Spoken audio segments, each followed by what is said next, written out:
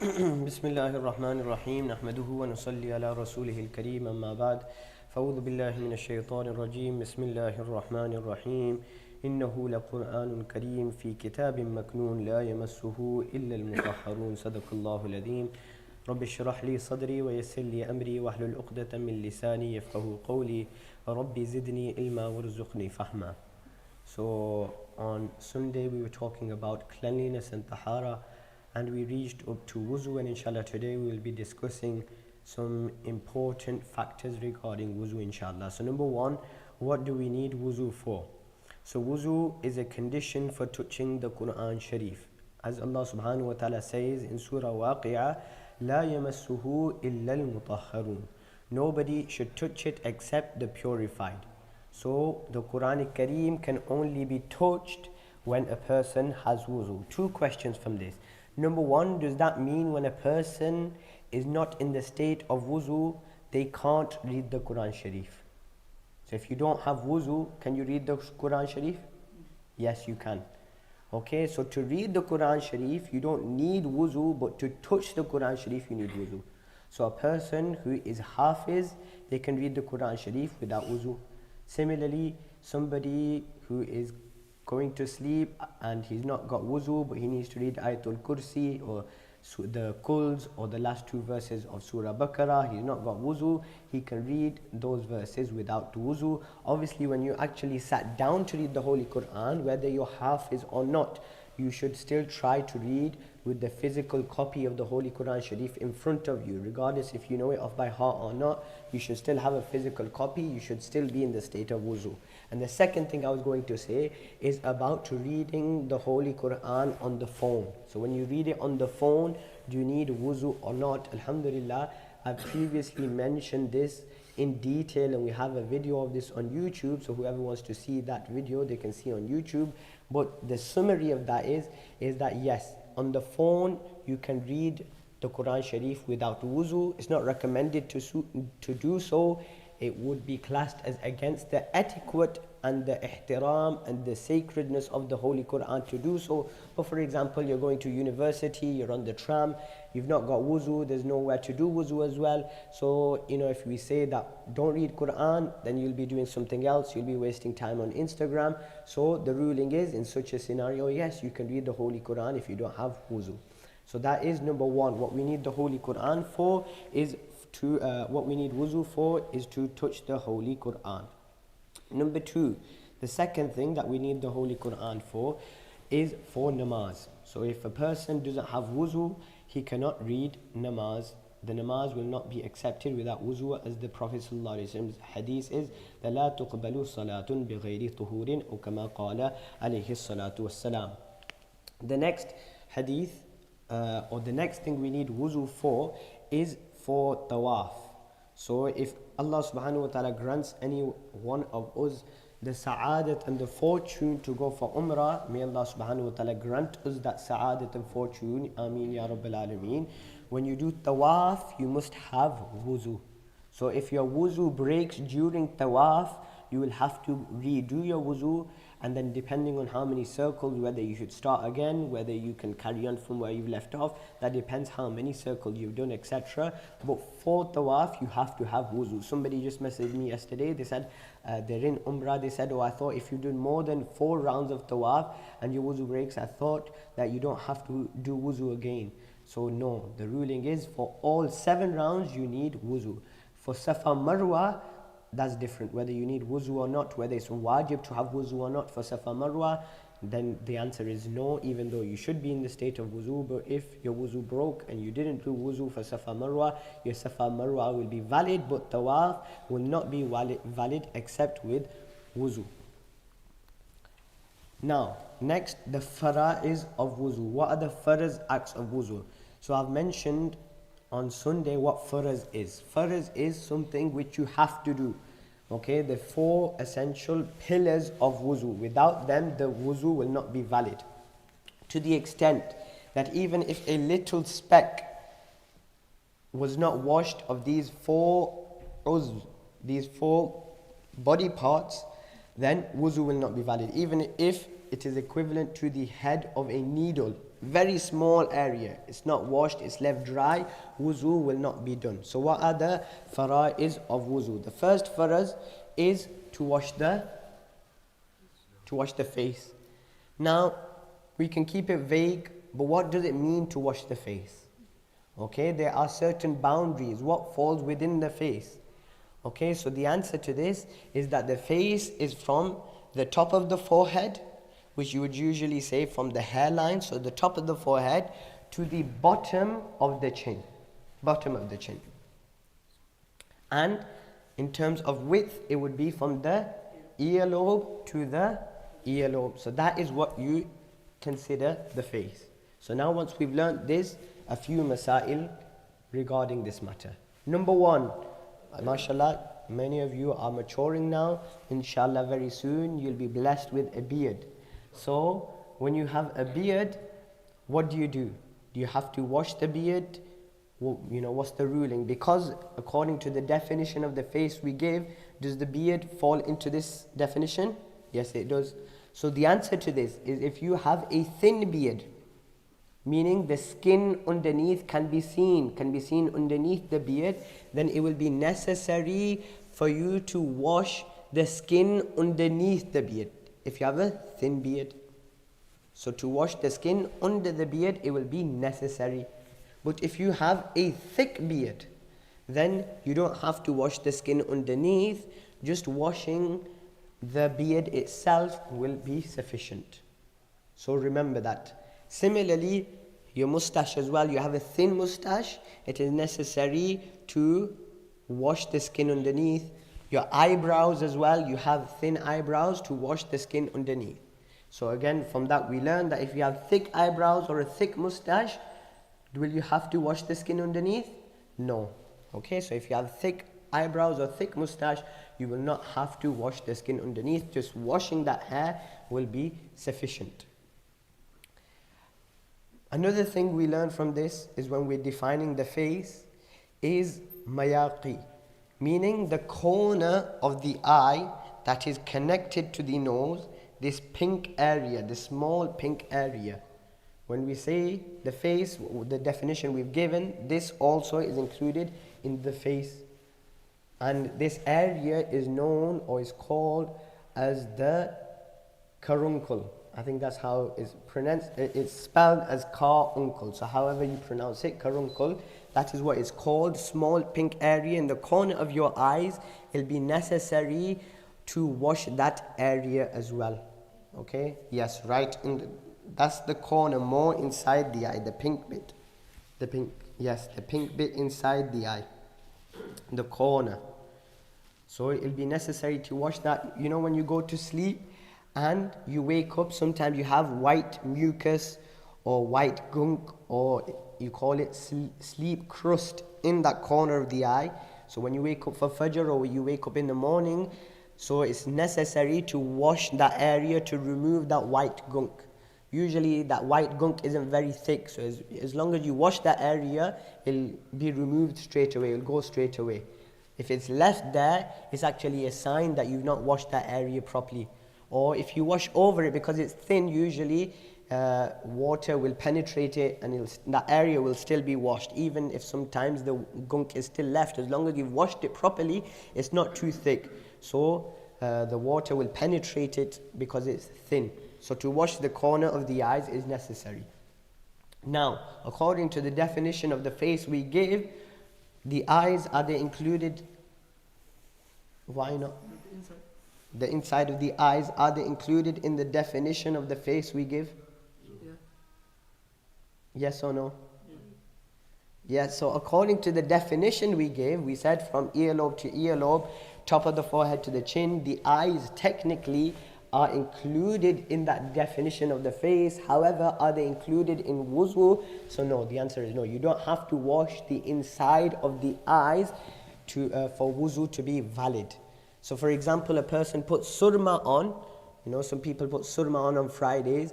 Will it be necessary when they do wuzu again, will it be necessary to remove that surma for the wuzu to be valid? So no, you don't have to remove that surma for the wuzu to be valid, because washing the inside of the eyes is not necessary. Yes, if the surma got to the pink small bit, which we said karunkul, then you will have to wash that area at least. But washing the inside of the eyes is not necessary. I think we've covered all of that in the face. A few questions, I know this isn't related to wuzu, but whilst we're on the face, a few questions that were asked on Sunday. So, number one, this is about the removal of hairs on the face. Number one is on Sunday we mentioned that cutting the beard isn't allowed. So a question was asked, what if it grows very big, can you cut it? So the answer to this is yes, it will be permissible to cut the beard if it exceeds 1 fist. So you will get your own hand and whatever is extra, so you can see for me here, this is extra, you can cut that bit off. And this isn't limited to the hair that's under the chin, the central beard, no. Some people think this is only limited to the central area and then when they want to cut from the side, they cut however. No, even when you're doing from the side of the beard as well, again, you check 1 fist and whatever is extra, you can cut off. So you check your sides as well. So it's not just the center of the beard, the side as well. We mentioned that on Sunday, that you can cut underneath the chin and between the throat as long as it's not on the jawbone area. So that bit you can cut off. So that you don't even have to look if it's a fist or not, even though I did mention that the scholars say it's not recommended to remove that hair. Number 2, so that was one, the beard. The second is the corners of the mustache. What is the ruling of that? Corners of the mustache, sometimes it goes beyond this, slightly beyond the bottom lip it extends.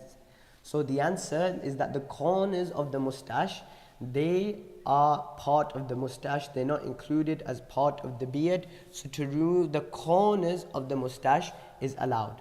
However, if you look at my mustache, not everybody has same mustache. Some people's mustache is only up to there. You'll see mine, it's like a mustache and it connects straight to my beard. So there's this extra bit here. Now this bit here is actually, it's not my mustache. It goes from the beard. It grows from the beard hair. It's on the jawbone. So that the mustache stops like here and this is a separate hair. So to remove that hair is not permissible because that's from the beard, the little side. So you'll see there's a point where the mustache finishes and this is a separate hair. So that hair, because it's on the jawbone, that's part of the beard. And number 3 is the removal of this hair that's under the bottom lip and between the chin. Can you remove this hair here? So this hair in Arabic, it is known as anfaqa. Anfaqa, the hair beneath the bottom lip, known as anfaqa. And this hair, the scholars have ruled it to be part of the beard also. So to remove that hair, this main bit and on the right and left to it, that is all part of the beard. The scholars do say though, if the bits on the right and the left, they cause a problem whilst eating, meaning the hairs are going into your mouth or something like that, then you can cut them. But this main bit and faqa, you're not allowed to cut. Even on the right and left, you're not meant to cut it as well. That's part of your beard. So I think apart from that, everything else we covered on Sunday, the eyebrows, the cheeks as well, we said. Even though maybe one thing I forgot to mention regarding the cheeks on Sunday is we did say that you are allowed to pluck or shave it. I don't know if I mentioned it on Sunday or not, but it's وَإِن كَرِهَ الْفُقَهَاءُ أَخْذَهَا, that the fuqaha, some jurists have still said that it is disliked to pluck or shave the hair on the cheeks. Why? Because they say if you do it with a blade, then it will cause like a rough effect on your face. So somebody looks at your face, it'll be very rough. Those people that have been doing it for a long time, it looks like they've got black heads, they've got holes in their cheeks. So that is one reason. And if you're plucking it, then the scholars have said this will lead to the weakness of your eyes. It weakens your eyes. So it's better not to remove hair on the cheeks. Some have said, like Allama Anwar Shah Kashmiri rahmatullah alayhi, this is what he says. what he writes, that some of the scholars have said if he's plucking, then it'll cause your eyes to weaken, and if you shave, then it'll cause that rough effect. But either way, it will be permissible, you won't be sinful. Now obviously nowadays there's like laser treatment, so if you can bear that, that will hopefully, you know, it's not going to cause the rough effect, and hopefully it's not going to weaken your eyes either. So maybe that's the best way to go about it, but it's allowed the bit on the cheek that's not on the jawbone. So that was the first faraz of wuzu, washing the face. Any questions about this? No? Okay, that's fine. Number 2 is, the second faraz is washing of both arms, including the elbows.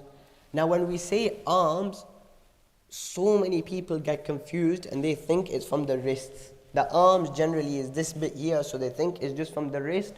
Okay, yes, they understood it's including the elbows, but no, the actual hands are included as well in the necessity. So from the fingertips to the elbows, including the elbows, it is necessary to wash that area.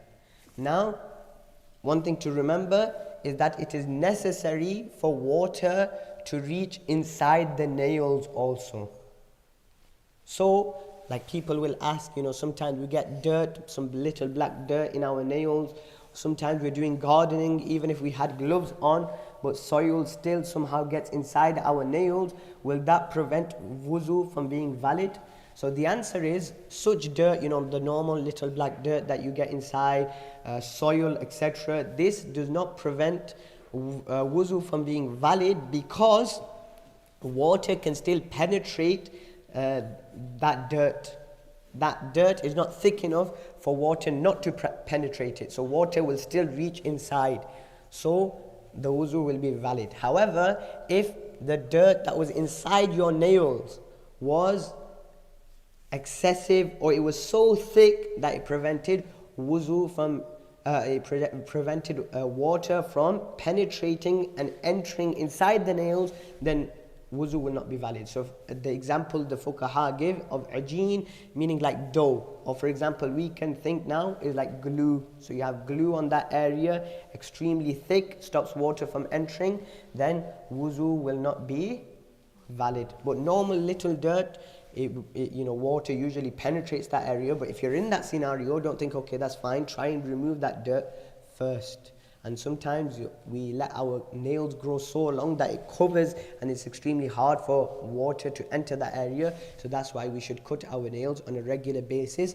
Another thing that's just come to mind about washing the face, even though it's not applicable to you guys, but mashallah, you're all prime and ready to get married in 1 or 2 years, inshallah, is when you're married and your wife puts lipstick on.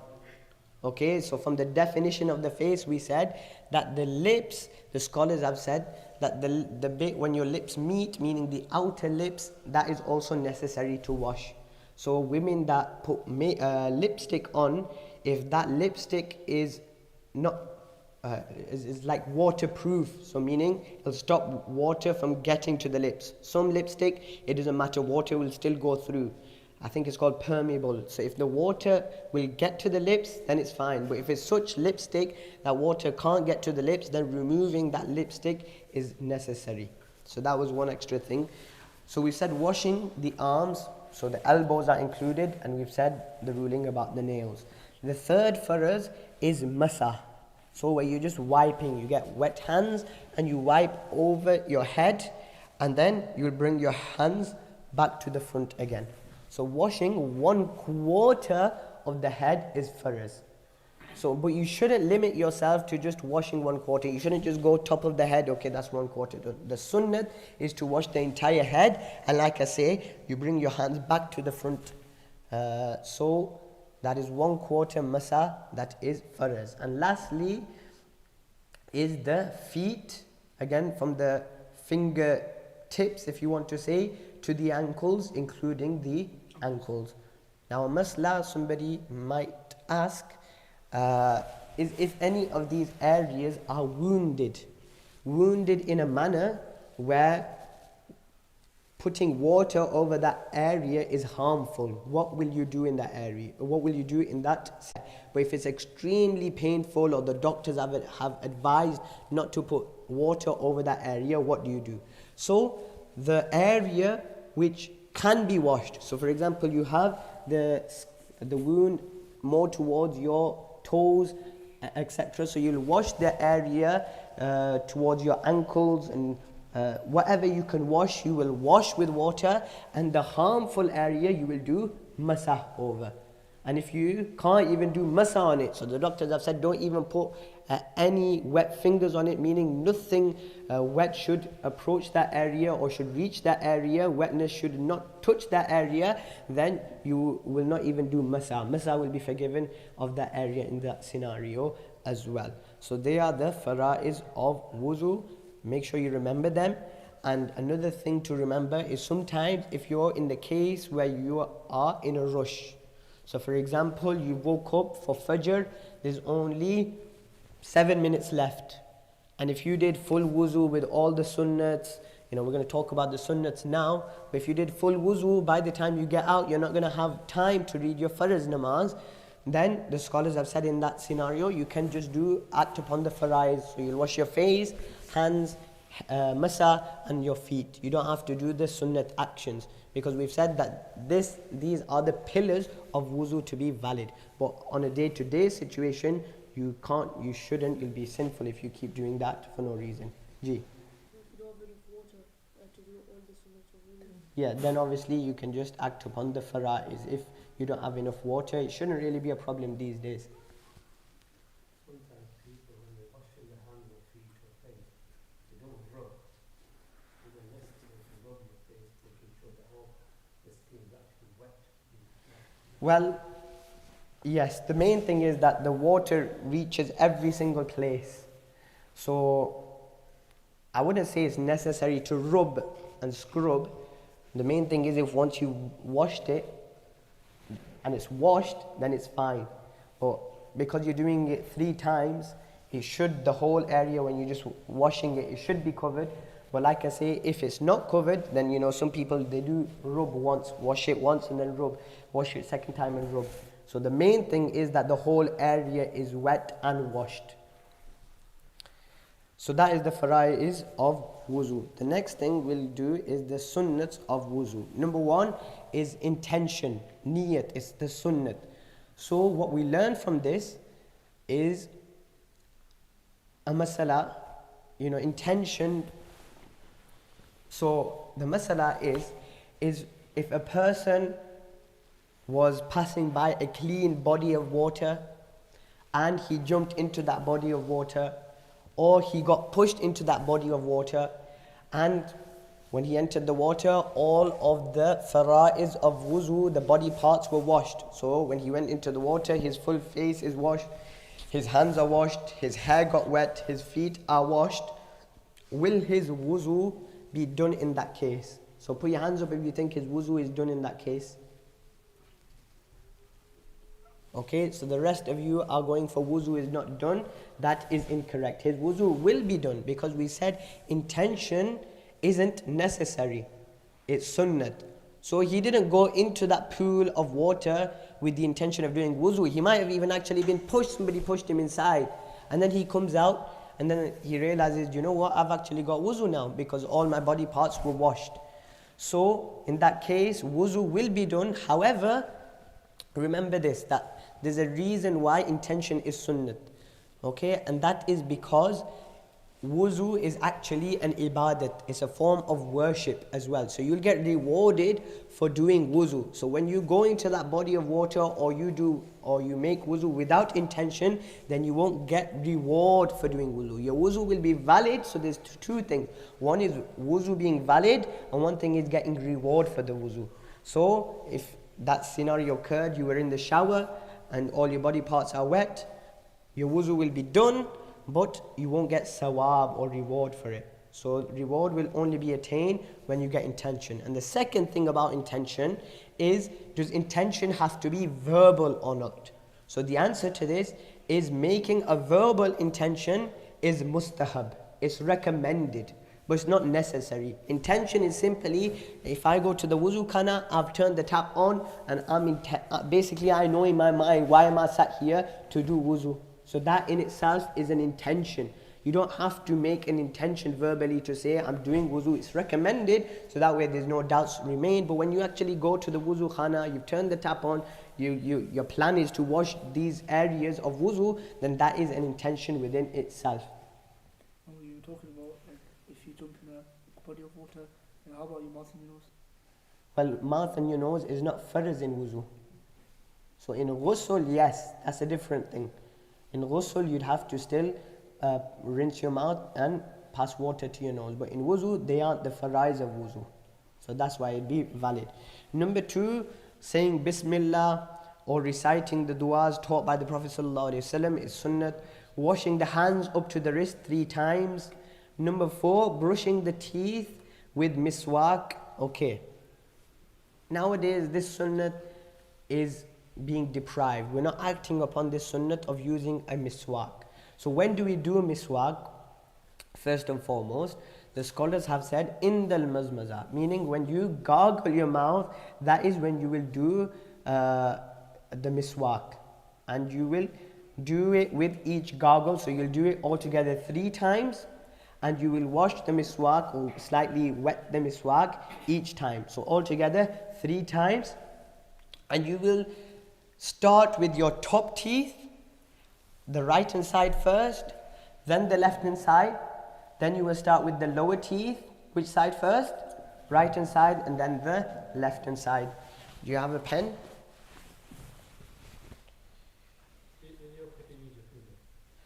Is it okay to use your finger? So the answer is, as a substitute, you can use your finger. Okay, in Hidayah it's mentioned that the Prophet ﷺ would do muwazabat, meaning he would always use his miswak more or less. And when in the faqdihi, when he did not have the miswak, he would do it bil asabi, he would do it with his fingers, and in that manner you would also attain the sunnat. But however, there's a difference between doing it in the absence of a miswak and making the habit of doing it instead of having a miswak.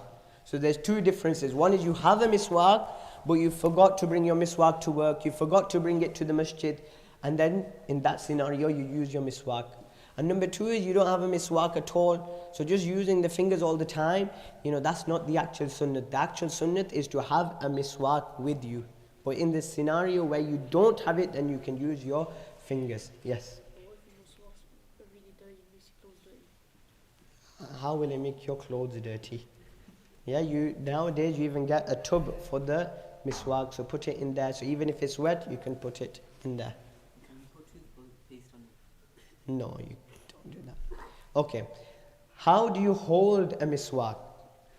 That's why I was getting the pen. So your small finger, known as KHIZRA, you'll put that there, and then you have your other 3 fingers. They'll be like this, and your thumb underneath the top part, the bristly part. So it'll be like this. So you hold it like this. So you can say, it depends which way you look at it. You can say these 3 fingers are at the top. Okay, the small finger is at the bottom, and the thumb is right at the top. It's also underneath, and it's near the bristly part. And then you would do miswak like that. Yeah? So that is the sunnat of miswak. And there's lots of benefits to using a miswak. Okay, lots of benefits. And السواك مطهرة للفم ومرضاة للرب أو كما قال عليه الصلاة والسلام, that the miswak cleans the mouth, purifies the mouth, and it also is a means of pleasing the Lord. So Allah subhanahu wa ta'ala is immensely pleased with the person who uses miswak. And one of the biggest benefits of using miswak is that when you pass away, Allah will grant you the ability to read the kalima. So you will die, if a person who reads the kalima and he dies, دخل الجنة, he will enter paradise. He dies upon iman. So you're almost getting a guarantee of dying upon iman when you use the miswak. So try and use a miswak, make the habit of it, buy one, order one from online. May Allah subhanahu wa ta'ala allow us to act upon that as well. the next, and then yes, one final thing I'll add to that is, I think Allama Anwar Shah Kashmir rahmatullahi alayhi has mentioned this in his Sharah of Tirmidhi Sharif, that some people ask that, if we use our toothbrush, will that basically be a equivalent substitute for the miswak? So there's two sunnats here. One sunnat is the sunnat of cleansing the mouth, and the second sunnat is the sunnat of actually using the miswak stick. So if you were to use the toothbrush, you will attain one sunnat. You will attain one reward, and that is the sunnat of cleaning the mouth, but you will not attain the reward or the sunnat of actually using a miswak stick. And I think Allama Anwar Shah Kashmir rahmatullahi alayhi, he's mentioned the third sunnat, and that is to use the exact miswak from the exact tree that the Prophet ﷺ would use as well, from Pilu Darakht, I think Arak tree is called. You can get it online.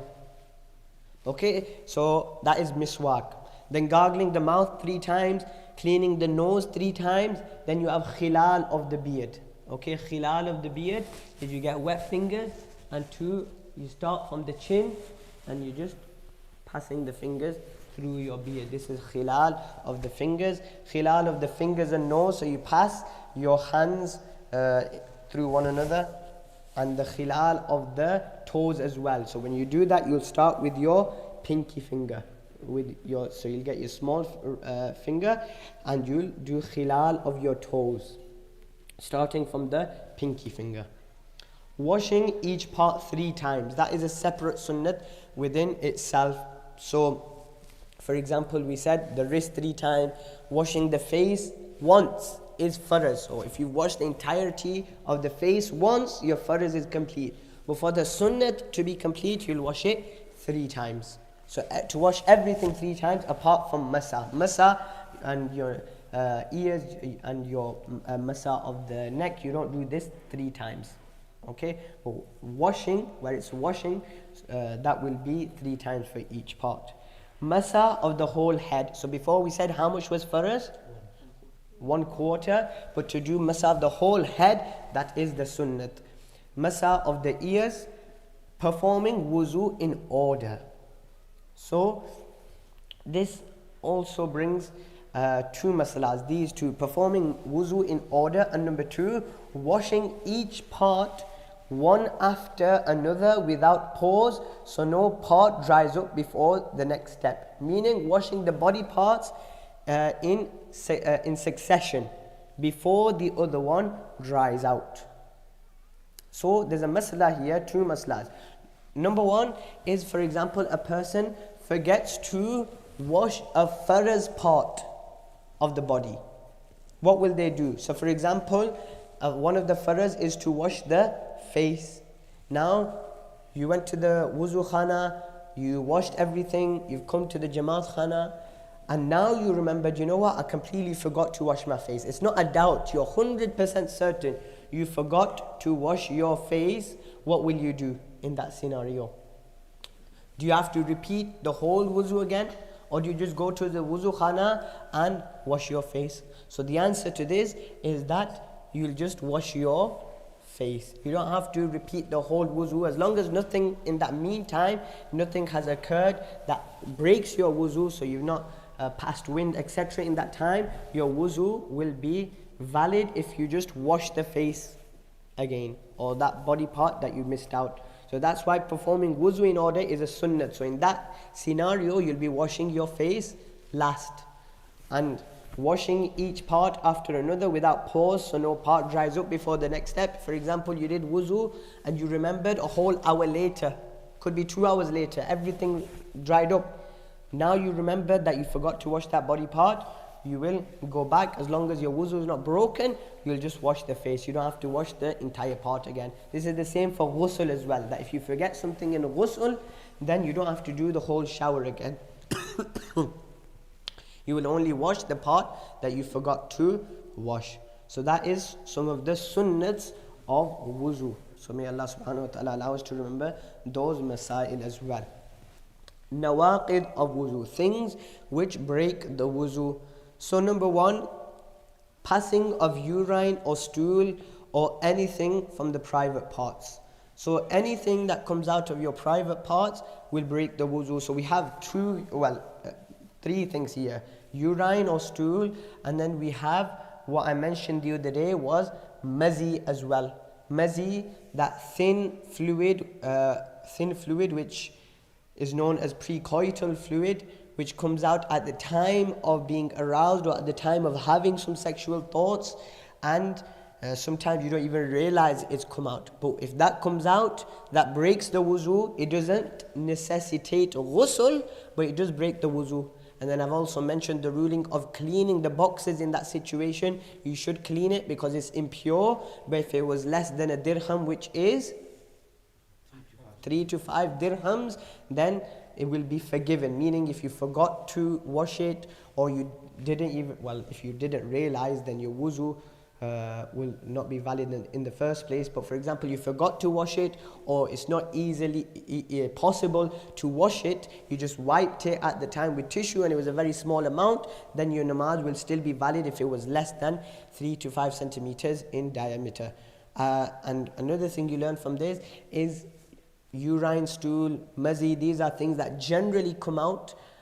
If it was something that doesn't usually come out, it's not meant to come out of the private part, but it does come out, then that will also break the wuzu as well. So for example, some people, they have some sort of insects that come out from their private part due to some illness. Sometimes it's a rarity, so that the coming out of the insect from that part, from the private part, will also break the wuzu as well. That is number one. Number two, flowing of blood or pus. Now, when a person has a cut, just having the cut and seeing the blood does not break the wuzu. The blood must flow, meaning it must move out of its place. If you have a cut and the blood is just still, it's not moved, and you dab it with tissue, that's fine. Your wuzu will not be broken. In fact, the scholars have said that blood that you wipe with the tissue, that blood itself is not impure, because it didn't break the wuzu. That's not an impurity. That small blood that didn't break the wuzu, that blood is not impure as well.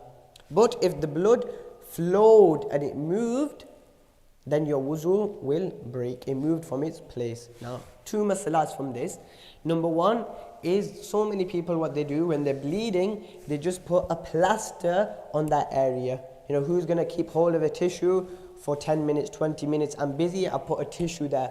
And some people, out of ignorance, they think, okay, that means that the blood is not flowing from its place, because technically it's not. When you've got a small plaster, put it there, the blood is in one place, it's not moving from its place now. So they'll think the wuzu isn't broken. However, the masala here is that we have to imagine that if the plaster was not there, and that much blood came out, that had the plaster not been there, it would have flowed, it would have moved from its place, then wuzu will be broken. And in the flip side, some people apply a plaster when the bleeding has stopped, there's just a cut there, and then they put the plaster on. But sometimes what happens is that there's just that little blood on the face of the wound. Like we said, the normal blood that doesn't break wuzu, there's just that blood, because the skin's gone, there's the blood there that's not flowing, they put the plaster on there. Now when they remove the plaster, or the plaster see-through, they can see a spot of blood, and they may think that that's broken the wuzu. But the correct masala here is that, again, if it was a small amount of blood, that it's not actually moved from its place, it's just the blood from the face of the wound, then the wuzu isn't broken. That's number one. And number two is, we learn from this, I'm going to ask you guys now, that we learn from this the ruling of a blood test. That does a blood test break wuzu or not? So put your hands up if you think blood test breaks wuzu. Okay, so we got a 50-50. I didn't check here. Blood test breaks wuzu? You're in the 50. Okay, so we got complete 50-50 then. Complete 50-50. The answer is yes, a blood test will break wuzu. Even though injection goes in, they take the blood out, they remove the injection, no blood has moved from its place, and they put a plaster there, whatever, there's no blood moving from its place. The wuzu is still broken. Why? Because they did that jab and the blood has been taken into that machine or whatever it is, the injection that takes the blood out. That is so much blood that had that machine or the injection not been there, the blood would have flowed. So if it was just the stab of the injection and they removed the injection, that blood would have flowed by itself. But just because it's gone into the machine doesn't mean the wuzu isn't broken. The wuzu in that scenario is also broken as well. And we said blood or pus. So pus, when you're growing up as a teenager, most of the time you'll get acne, you'll get pus spots, okay? So when you pop these spots, if it like pop and it flows, then that is wuzu broken. Now sometimes what happens is you have these pus spots and it's not like you're intentionally popping them, you just put your finger on that area and that area will feel wet. And you'll even see that the size of the spot, it goes smaller. The size of the spot goes smaller, but when you remove your finger, there's no pus flowing out. So, in that scenario, will wuzu be broken, yes or no? The answer is, in that scenario, wuzu will not be broken. Because the pus is not flowing, you've just put your finger on it and there's a wetness there. The wuzu will only be broken by that pus, that if you were to leave it alone, if it were to flow and move out from its place, then the wuzu will be broken. So if it wouldn't flow by itself, then wuzu is not broken. That's one masala. And another masala is sometimes you might read that water coming out of your eyes will break the wuzu. Water coming out of your eyes will break the wuzu. So the rectification of this is that this is when the water that comes out from your eyes is pus.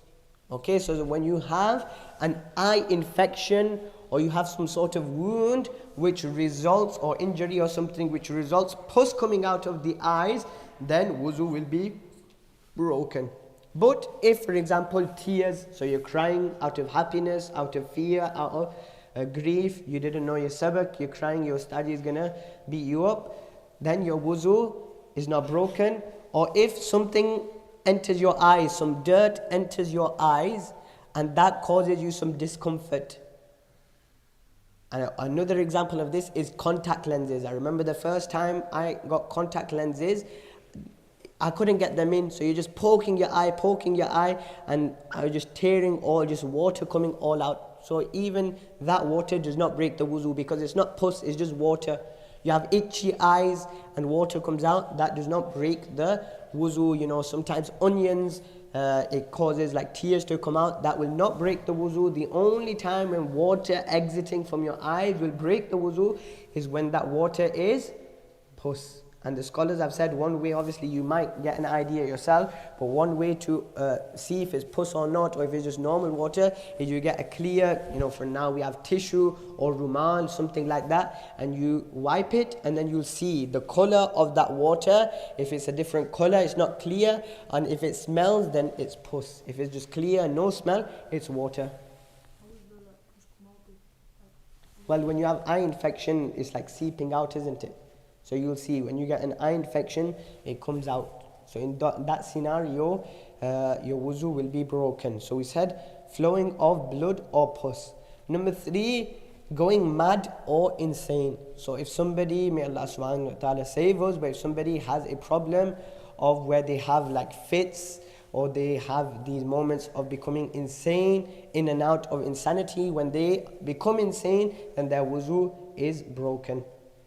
Okay, now from this, let's see if it's mentioned here. No. Okay, so included in this would be, becoming insane. You can break it down to loss of consciousness and fainting as well. So if a person fainted, Sheikh Mahir, he fainted in Jummah Salah. So when you faint, your wuzu breaks. And losing consciousness as well. And what else will be included in this is becoming intoxicated. Becoming intoxicated will also break your wuzu. So this includes alcohol and this includes drugs as well. Alcohol and drugs. However, now a question is asked, we have to mention it, that some people, they only take a small amount of drugs. Just one puff of drugs. Will it invalidate the wuzu or not? So the answer is that one puff will not invalidate the wuzu. Such a small amount that does not intoxicate a person will not invalidate the wuzu. If it's such a large amount that person becomes intoxicated, then it breaks the wuzu, because becoming insane, losing consciousness and becoming intoxicated, all of these things, you don't know what's happening or what's happening or what you are doing, whether you farted or not in that scenario. That's why in that situation your wuzu will be broken. No, vape will not break the wuzu, because as far as I'm aware, vape is not something which intoxicates you. So it has nicotine in it, but nicotine doesn't intoxicate you.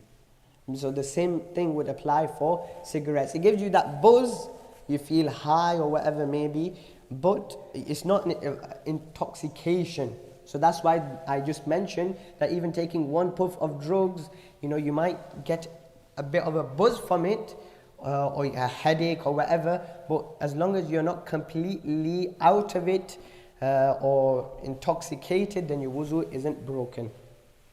So going mad or insane, fainting, vomiting a mouthful, laughing in namaz. Laughing in namaz. So the scholars have said there are 3 types here. There is one thing called qahqaha, one thing called dhihk, and one thing called tabassum. 3 types of laughing. So one is qahqaha. Qahqaha is when you laugh out so loud that the sound of the laughter can be heard by those next to you and around you.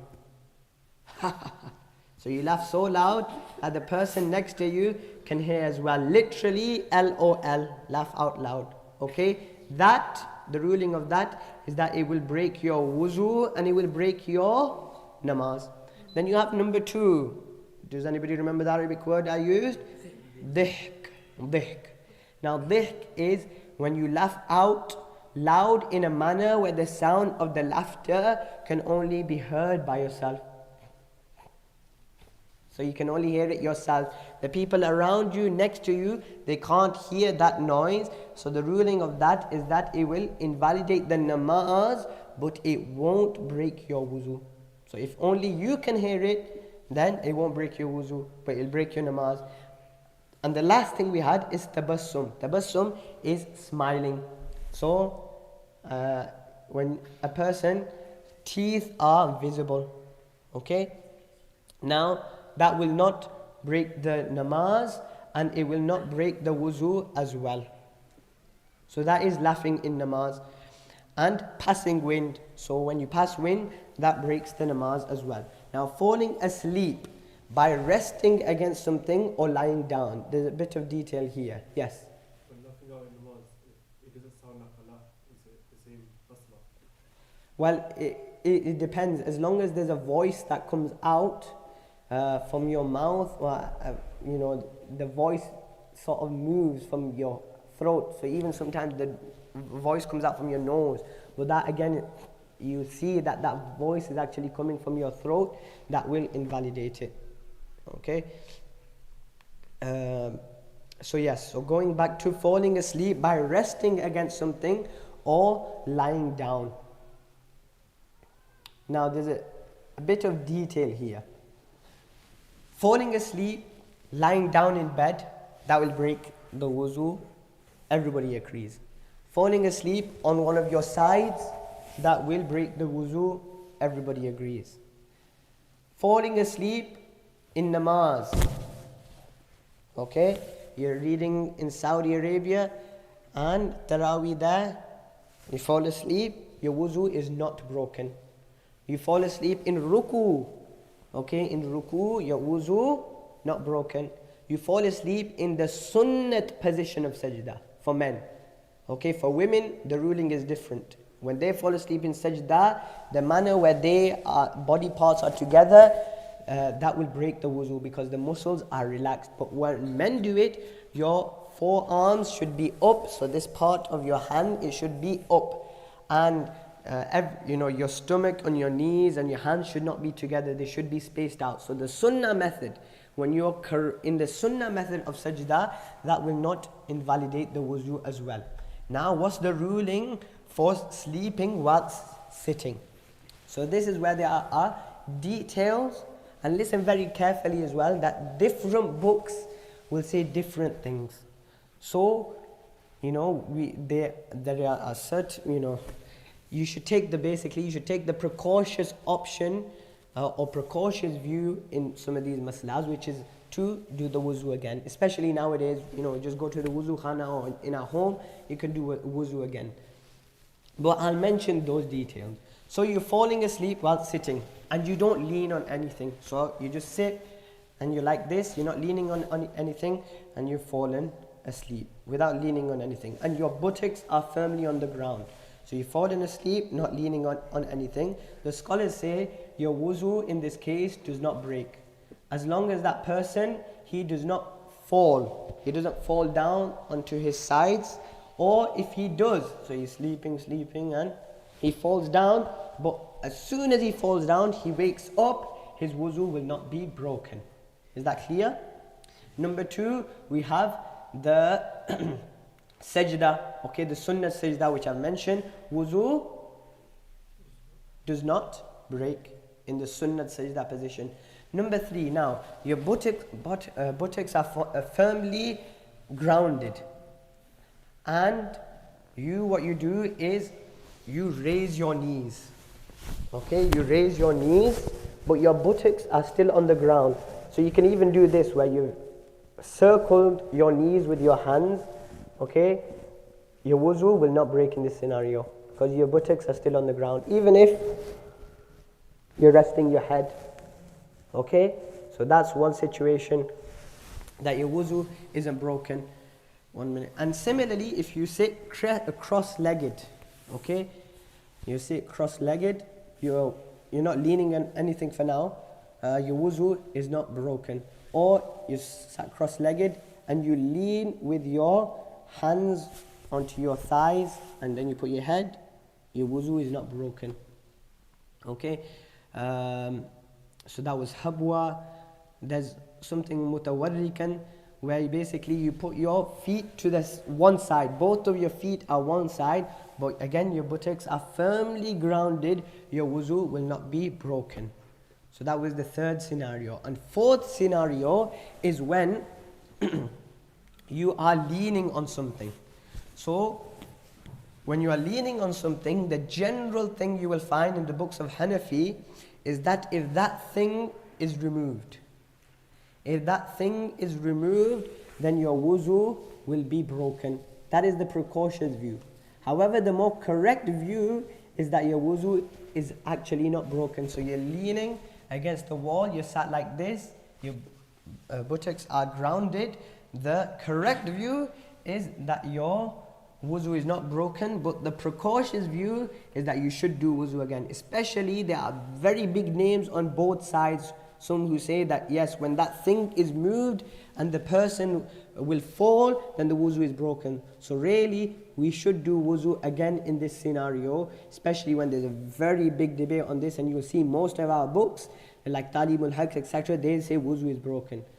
So that's why you should do wuzu again. But I'm telling you this for a reason, is especially some of you go to college, university, you go on trams, namaz times are very tight sometimes. So if you were to do wuzu again, or there's no place to make wuzu, it gets very difficult, you fell asleep. So in that situation, you can act upon this second opinion, that the wuzu doesn't break when you're leaning upon something that if it was removed, then you would fall down.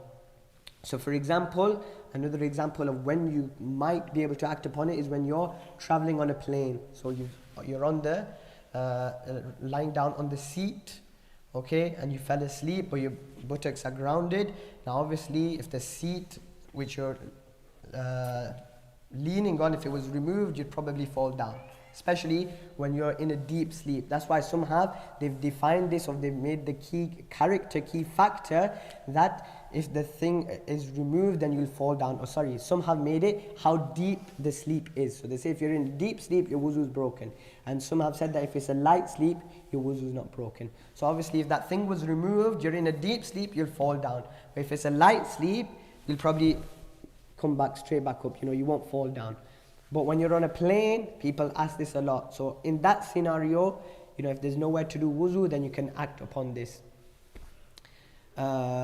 And some people also ask, so for example, we mentioned that sitting on cross-legged and you lean on something. So we have this table. So you lean on this table, okay, your wuzu will be broken if you're leaning so much that your buttocks now are no longer firmly grounded.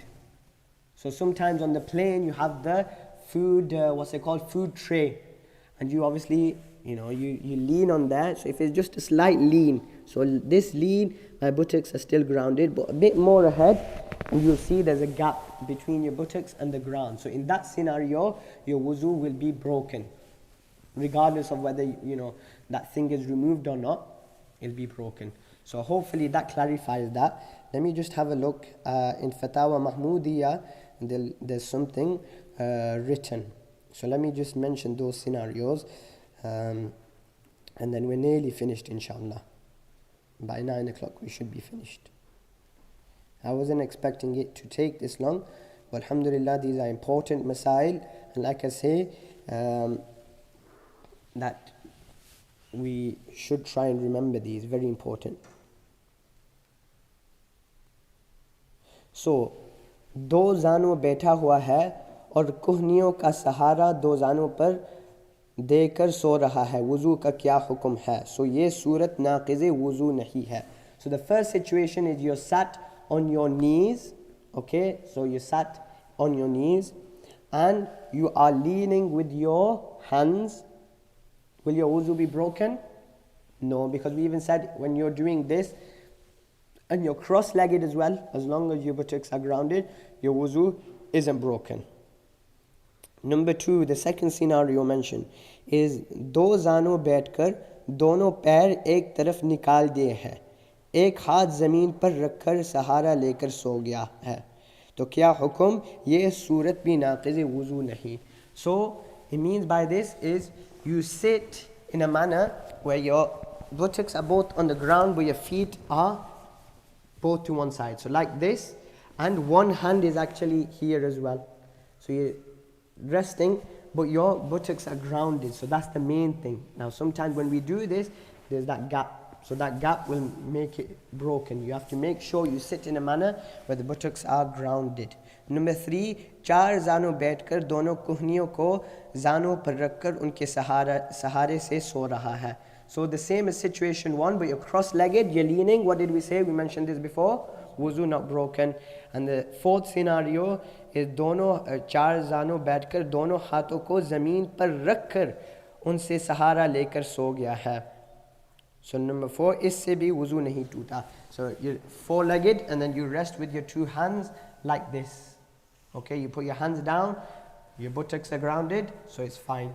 Okay, even if you're leading with this, like I say, the main thing is if you lean slightly forward where it's not grounded, your wuzu is broken.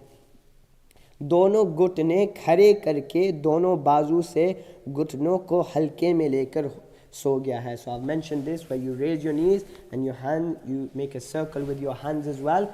That doesn't break the wuzu, and that is that with the matter of leaning while sleeping. But like I do say, if you have a deep sleep, it's probably better to do wuzu again. Yes, that is the most precautious view, the safer opinion as well. But in the situation, for example, like I mentioned, when you're going to university or you're coming back in winter time, namaz times are cramped, you've fallen asleep, in this manner you can act upon this. Makruhat of wuzu, doing wuzu in a dirty place, talking of worldly affairs whilst performing wuzu, cleaning the nose with the right hand. Okay, so when you clean your nose, so when you're cleaning the nose, it doesn't mean when you pass the water into your nose, you'll still pass the water with your right hand, but when you clean with your left nose. And performing wuzu against the sunnah method. Mustahabbat of wuzu, facing the qibla. So when you're in the wuzu khana, not all the seats face the qibla. So it's mustahab, you'll get more reward recommended to face the qibla. So try and face the qibla, get those seats which face the qibla. Sitting in a high and clean place. Starting with the right. So obviously you've got your hands to wash, you don't start with your left, you start with your right. Masa of the nape. And performing wuzu without any assistance. Last thing is masa over the socks. Okay, this is the last thing and we're done inshallah. So what type of socks can we do masa on? Very simply, leather socks we can do masa on. Socks, normal socks, cotton socks, normal socks that we wear, we can't do masa on them. This is the mazhab of the four school of thoughts. Imam Abu Hanifa, Imam Malik, Imam Shafi, Imam Ahmed rahmatullahi alayhi's correct view, as well as I'm sure that is his correct opinion as well. He might have a second opinion which the other groups have taken, but as far as I'm aware, that's his correct view as well. That you can't do it on normal socks, only on leather socks. But whether or not that is Imam Ahmed's view, our view is very clear. Imam Abu Hanifa's followers, only and only leather socks, because there's some conditions which must be met for that socks to be valid. For example, the socks should be durable enough to withstand 3 miles of walking without tearing. 3 miles. So now if you use your normal socks, will that fulfill the criteria? If you walked for 3 miles, your normal socks would definitely rip. So that's why they're not suitable. Huh? Yeah, without shoes. Yes. How about like waterproof socks? Well, it depends if they fit these criteria. So whether they're durable enough. Most of them that you'll see that are advertised by Islamic companies, they should be. But again, you should be on the lookout to see if it's durable, thick enough. So number one, the socks must be worn after washing the feet in wuzu, before wuzu is broken again. So you're planning to wear the leather socks. The first thing you'll do is you'll do wuzu, including washing the feet. Now after you've washed the feet, you'll put the leather socks on. Doesn't have to be immediately after you wash the feet. So you've done your wuzu, you've gone to your room, you've dried everything, then you put the socks on. Or you put it on 1 hour later, that's fine as well, as long as your wuzu has not broken. So you put it on any time, as long as the feet have been washed in wuzu, then it's fine. How about if your feet are dirty before you put your socks on? As long as it's not an impurity, it's fine. Just normal dirt is fine. So the socks must cover the feet, including the ankles. If the socks are not made of leather, they should be durable enough to withstand 3 miles of walking without tearing. Each sock must be free from tears that equal the size of 3 of the smallest toe. So it should be free of tears as well. Tears, sorry. My bad. And number 5, the sock should be thick enough that the water does not easily seep through when masa is performed. Number 6, the sock should remain in position without being tied, and the material of the sock must not be transparent. Okay, now how long will the masa be valid for? So when you put these socks on, when you break the wuzu after you put the sock on, so you put the sock on, let's just say for example, I'm sure there's an example given here. Yes. So 8 a.m. a person does wuzu and then he puts on his sock. At 10 a.m. the person's wuzu breaks. Now the validity of the masa of the socks lasts for 24 hours for a muqim, for a resident person. So according to the situation I just gave you, when will the masa last till? So I'll mention it again. 8 a.m. he puts the socks on after doing wuzu. 10 a.m. his wuzu breaks. When will the validity of the masa of the socks last till? The next day at 8. So that is, who agrees with the next day at 8? And who agrees with the next day at 10 a.m.? So that is incorrect. The correct answer is masa will be valid until 10 a.m. for the following day. So it's not as soon as you put the socks on. The 24 hours starts from when your wuzu breaks. Okay, so it can be you put it on at 8 a.m. and your wuzu broke all the way at 4 p.m. So now it will last till 4 p.m. the next day. So that is for a muqim. And for a traveler, masa will be valid for 72 hours. For 72 hours. So that makes it easy when you're traveling. So for example, you're in the airplane, you need to do wuzu, so you don't have to wash the entire feet. If you have leather socks on, you can just do masa. Okay. What breaks the masa is if 24 hours pass. So for example, in the situation we said 10 o'clock, right? So if it goes to 10:05, now the masa of the socks is broken. What we have to do in this scenario, I'll mention to you in a moment. If 72 hours pass for a musafir, and if socks are removed or accidentally come off. So you put it on at 8 a.m., it was broke at 10. But for example, for some reason at 12 p.m., you took the socks off. So now that masa is broken. Okay, now what you have to do, if the time expires or whatever, okay, what will they have to do? If the person is in the state of wudu, they will be required to remove their socks and wash their feet. So for example, 10 a.m. the next day, your time's run out. So all you have to do is take the socks off and wash your feet as if you were washing for a wuzu. So you just wash your feet again. Okay? If you didn't have wuzu, you do the whole wuzu again, including washing the feet again, and then you put your socks on, and then your time will start again from the first time you break that wuzu. And the same applies for the one who removes their socks after having done masa on them. The masa is invalidated, but the wuzu will remain by washing the feet. So you'll just wash the feet again. Okay? I think that is everything. Okay, can a person perform masa over cotton socks? There is no authentic hadith which says that masa can be done over normal socks. According to all four schools of thought, masa is not permissible on them. If masa is performed on them, then it will not be valid, and the salat performed with masa will also be invalid. Okay? So you'll do masa on the top part of the socks, not the bottom of the socks. When you do masa with your 3 fingers from the start, you'll do up to here with 3 fingers. So that concludes that. Any questions about anything that we've covered today?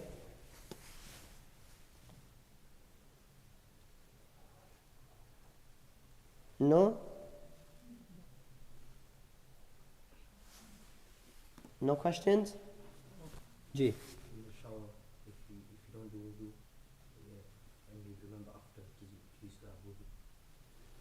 So if you don't do wuzu in the shower, essentially you're asking is, do you have wuzu or not? You remember later. So if the body parts which must be washed in wuzu were washed in the shower, so your whole face was washed, your arms were washed, your head was washed, and your feet were washed, obviously you didn't do it with the intention of wuzu, but as long as they're washed, like we said, intention is sunnah. So in that case, your wuzu you'll have wuzu as well. You'll have wuzu in that scenario, because intention is not necessary. Even though, because like I say, when you don't have the intention, you won't have the reward of wuzu. Any other questions? No? Okay. وآخر دعوانا الحمد لله رب العالمين. Jazakallah for coming. May Allah subhanahu wa ta'ala accept your coming. May Allah subhanahu wa ta'ala allow us to remember